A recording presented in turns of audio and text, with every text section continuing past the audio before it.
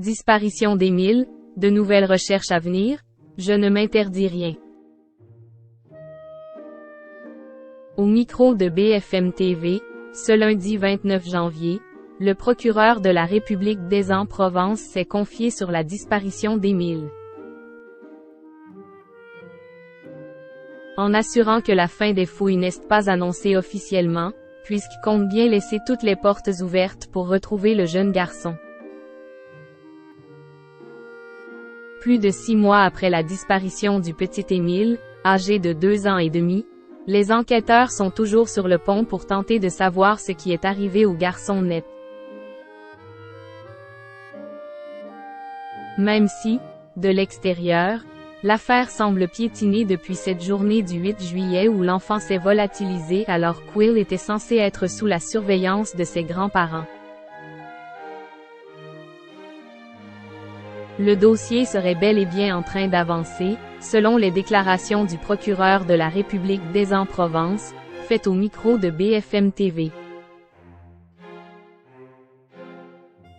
Jean-Luc Blachon, de son nom, a en effet assuré que la quinzaine d'enquêteurs de la section de recherche de Marseille continue de travailler dans l'ombre pour retrouver Émile, et qu'elle regroupe de très nombreuses informations sur cette disparition mystérieuse qui a secoué la France entière.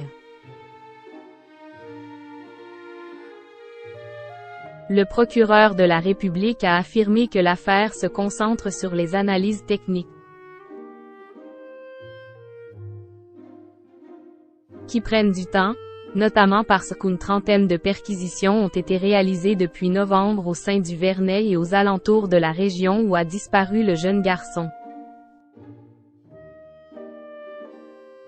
Tandis qu'un enquêteur chargé du dossier a expliqué que tout semble reposer sur la trouvaille éventuelle d'un détail qui pourrait faire basculer les recherches.